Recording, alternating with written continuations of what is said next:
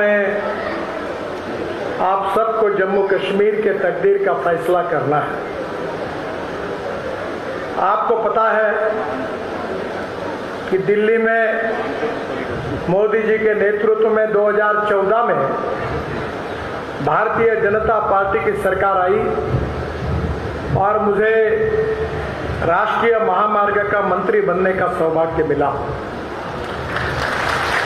और मैं आज विश्वास के साथ ये बता सकता हूं कि पिछले 10 साल में हमने जितना काम किया वो 1947 के बाद जम्मू कश्मीर में नहीं हुआ था, उतना काम हमने किया। मुझे आपकी समस्याओं के बारे में जानकारी है। विशेष रूप से इस क्षेत्र का सबसे महत्वपूर्ण विषय कठुआ, बसोवाली, मधवाड़, डोंडा, ये जो कॉरिडोर है ये आपके लिए बहुत महत्वपूर्ण है। 30,400 करोड़ रुपए खर्चा करके 250 किलोमीटर का ये मार्ग मार्च 2025 तक उसका हम डीपीआर बना रहे हैं और इसकी शुरुआत हो जाएगी, ये मैं आपको वचन देता हूं। इसी के लिए मैं यहाँ आया हूं। अभी पंजाब से श्रीनगर जाने वालों को जम्मू जाना पड़ता है, पर इस मार्ग के बनने से कठुआ से श्रीनगर सीधे पहुंचा जा सकेगा। कठुआ डोडा के बीच में 47 किलोमीटर में 47 किलोमीटर की 23 टनल का हम निर्माण कर रहे हैं और अभी बड़ी बदवा के बीच 4 माह रास्ता बंद रहता है। छत्रकला में भी 7 किलोमीटर की टनल बनने से ऑल वेदर कनेक्टिविटी आपको मिलेगी। इस बात की मुझे बहुत खुशी है। बसोली वालों का भद्रवा, डोंडा और पंजाब आने जाने का इसी कारण समय बचेगा।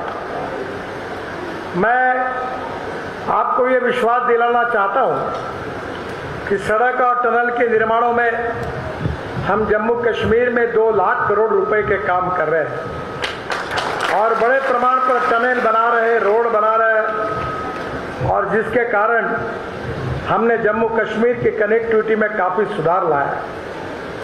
मुझे याद है जो बाबा अमरनाथ की यात्रा करने के लिए 5 दिन लगते थे, 8 दिन लगते थे, तो आज वहां हम लोग ऐसा रोड बना रहे 5,000 करोड़ रुपए खर्चा करके कि आप बाबा अमरनाथ की यात्रा 8 घंटे में कर सकोगे। ऐसा रोड बनाने की मैं आपको विश्वास दिलाना चाहता हूं कि केवल जम्मू कश्मीर में हमें जब अभी तक हमारी सरकार आने के पहले जम्मू कश्मीर में टनल लगभग नहीं थी। अभी 27 टनल हमने बनाई है, 10 बन गई है, 17 में काम चल रहा है और 22 अन्य टनल का हम निर्माण करने जा रहे हैं। मेरा विश्वास है कि मैं आपको बताना चाहता हूं कि आपके यहां से हिमाचल प्रदेश में मनाली में आप गए होंगे। मनाली से रोहतांग पास जाने के लिए करीब 3.5 घंटे लगते थे और वहां अटल टनल बनी है जिसके कारण केवल 8 मिनट में आप वहां पहुंच जाओगे। अटल टनल के बाहर आने के बाद हम लोग लद्दाख लेह से लेकर ये मनाली तक एक सुंदर रोड बना रहे हैं और जिसमें करीब 8 टनल है, जिसके बाद आप लद्दाख और लेह में आओगे और लद्दाख लेह के बाद हमने एक झोजिला टनल जो कारगिल के नीचे बनने का काम शुरू हुआ है, जो 75% कम पूरा हुआ है। वो टनल आशिया की सबसे बड़ी 11.6 किलोमीटर की टनल है। उस टनल से निकलकर हमने झेड़मोर टनल बनाई है और झेड़मोर टनल से हम श्रीनगर पहुंचेंगे और फिर श्रीनगर से जम्मू तक हमने 18 टनल बनाने का प्रस्ताव किया है। लगभग काफ़ी टनल हो गई है और उसी बीच में दिल्ली कटरा हाईवे बीच में आएगा और उसी हाईवे से हम निकलकर डायरेक्ट अमृतसर से दिल्ली दिल्ली से अमृतसर 4 घंटे में और दिल्ली से कटवा 6 घंटे में और दिल्ली से श्रीनगर 8 घंटे में हो जाएगा। और दिल्ली पहुंचने के बाद द्वारका एक्सप्रेस हाईवे से डायरेक्ट हम दिल्ली मुंबई हाईवे को जुड़ेंगे और वहां से सूरत तक पहुंचेंगे। अभी दिल्ली मुंबई जो हाईवे है वो करीब 12 घंटे में दिल्ली से मुंबई जाना होगा। सूरत से पलटकर सूरत से नासिक, नासिक से अहमदनगर, अहमदनगर से सोलापुर, सोलापुर से कर्नूल और कर्नूल से हैदराबाद, चेन्नई, बेंगलोर, बेंगलोर, कोचीन, त्रिवेंद्रम और कन्याकुमारी तक आप जाओगे, जिससे दिल्ली से चेन्नई तक का डिस्टेंस 320 किलोमीटर कम होगा। हम 2 नारे दोहराते थे। एक नारा था, मैं जब युवा कार्यकर्ता था तो श्यामा प्रसाद मुखर्जी का स्मरण करते हुए हम कहते थे, जहां हुए बलिदान मुखर्जी वो कश्मीर हमारा है। और दूसरा नारा दोहराते थे, वो नारा था कि कश्मीर से कन्याकुमारी तक हम एक है।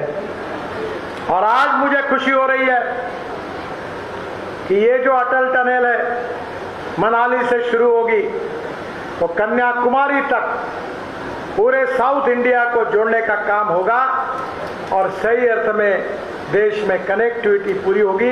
एक्सिस कंट्रोल एक्सप्रेस हाईवे होंगे। मुझे और एक खुशी है कि हम लोग अब कटरा में एक बहुत बड़ा 1000 करोड़ का एक मल्टी मॉडल टर्मिनल बना रहे हैं, जिसमें बसेस रुकेगी, होटल्स होंगे, हेलीपैड होगा, रहने की व्यवस्था होगी। और इतना ही नहीं तो बस ट्रांसपोर्ट की भी डिपो होगा, टैक्सी का भी डिपो होगा, ऑफिसेज भी होगी। और 1000 करोड़ का ये मल्टी मॉडल एक प्रकार से लॉजिस्टिक पार्क, पैसेंजर हब, इसका काम अक्टूबर में शुरू होगा। ये मैं आपको विश्वास के साथ बताना चाहता हूँ। जम्मू और श्रीनगर के बीच में 45,000 करोड़ की लागत से हम 3 कॉरिडोर बना रहे हैं। पहला चेनानी अनंतनाग 13,000 करोड़ का, ये बहुत महत्वपूर्ण है। और इसके साथ साथ इसका भी डीपीआर बनने की तैयारी में है। दूसरा जम्मू राजौरी उरी 11,000 करोड़ का 200 किलोमीटर, इसका भी काम हम पूरा करेंगे। और ये 2 निर्माण के साथ हम लोग और विशेष रूप से 5,000 करोड़ की लागत से ये मुगल रोड जो है पीर की गली पर 10 किलोमीटर की 2 लेन पेव शोल्डर टनल का भी डीपीआर 2025 अगस्त तक मिल जाएगा। वो भी काम हम करेंगे। जम्मू से दक्षिण कश्मीर में शोपिया तक आवाजाही सुगम हो जाएगी। तीसरा कॉरिडोर जम्मू उधमपुर श्रीनगर मार्ग 16,000 करोड़ का 250 किलोमीटर अगस्त 2024 में ये भी पूरा हो जाएगा। 9 टनल बनने से 70 किलोमीटर की दूरी कम हो जाएगी और 6 घंटे बच जाएंगे। रामबन, बनियाल, अखनूर की कनेक्टिविटी बेहतर होगी। रफियाबाद, कुपवाड़ा, चामरोट मार्ग 1300 करोड़ करीब 70 किलोमीटर, ये भी हम कर रहे हैं। और यह मार्ग नॉर्थ वेस्ट कश्मीर को पाकिस्तान सीमा तक के लिए बहुत महत्वपूर्ण है। बहनों और भाइयों, ये रोड बनेंगे, इससे यहाँ का विकास होगा।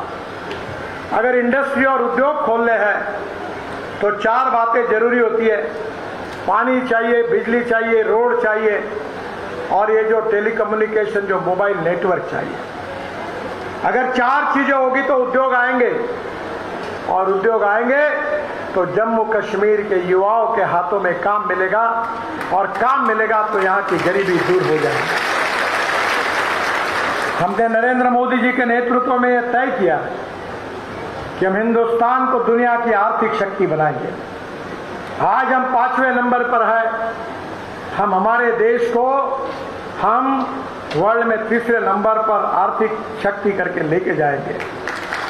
हम $5 ट्रिलियन की इकोनॉमी बनाएंगे। हम आत्मनिर्भर भारत बनाएंगे और किसानों को समृद्ध और संपन्न बनाएंगे। आपको बताना चाहता हूं, मैं किसान हूं, 4 चीनी मिलें चलाता हूं। अब देश का किसान ये केवल मक्का, गेहूं, चावल, एप्पल तैयार नहीं कर रहा। अब देश का किसान अन्नदाता से ऊर्जादाता बना है, बिजली तैयार कर रहा है, बिजली नहीं तो ईंधन तैयार कर रहा है, ईंधन नहीं तो विटामिन तैयार कर रहा है। और अभी तो दिल्ली में पानीपत में हमने एक प्रोजेक्ट शुरू किया है कि पंजाब हरियाणा में जो पराली जलती थी उससे अब हम बायो एविएशन फ्यूल यानी हवाई ईंधन बना रहे हैं, तो किसान हवाई ईंधन दाता बन रहा है। गांव गरीब मजदूर किसान का कल्याण हो। अभी मक्के का भाव 1200 रुपए क्विंटल था, पर मक्के से इथेनॉल बनाने की हमने अनुमति दे दी तो मक्के का भाव 2600 रुपए क्विंटल हो गया। हम अच्छे स्मार्ट शहर नहीं, स्मार्ट विलेज बनाना चाहते हैं। मैं ट्रांसपोर्ट मंत्री होने के नाते मैंने इलेक्ट्रिक पर चलने वाली बसेस लाई, अब ट्रक भी लाने वाले, स्कूटर भी आई, ऑटो रिक्शा भी आई। देखिए मैंने अभी आपके गांव में भी है, और आपके यहाँ हाइड्रो पावर तैयार होगी और उसके ऊपर आपकी ट्रक और बसेस चलेगी, वो दिन अब दूर नहीं है। मैं जब भी कस्बे में आता हूँ तो एक बार मैंने गवर्नर साहब को कहा था कि तुम्हारी यहाँ की बसेस तो इतनी अच्छी है कि हॉर्न छोड़कर सब देखता है। ये अच्छी बसेस नहीं है। ये तो मैं आपको कहूँगा कि बिन पैसे से मैं आपको इलेक्ट्रिक की बसेस यहाँ चलाने के लिए दूंगा। एयर कंडीशन बसेस में लोग चलेंगे और डीजल की बस की तुलना में 30% टिकट का रेट कम होगा। अब इलेक्ट्रिक की गाड़ी आई है, 4 व्हीलर, अभी स्कूटर आई है। मैं आपसे प्रार्थना करता हूं कि हमारा देश बदल रहा है। डॉक्टर श्यामा प्रसाद मुखर्जी ने इस देश की एकता और अखंडता के लिए बलिदान दिया था 370 कलम के विरोध में, और प्रधानमंत्री मोदी जी के नेतृत्व में हमारी सरकार ने एक देश में 2 निशान, 2 प्रधान और 2 विधान रह नहीं सकते। पूरी तरह 370 रद्द करके हमने आपको प्रगति और विकास का मार्ग खुला करके दिया।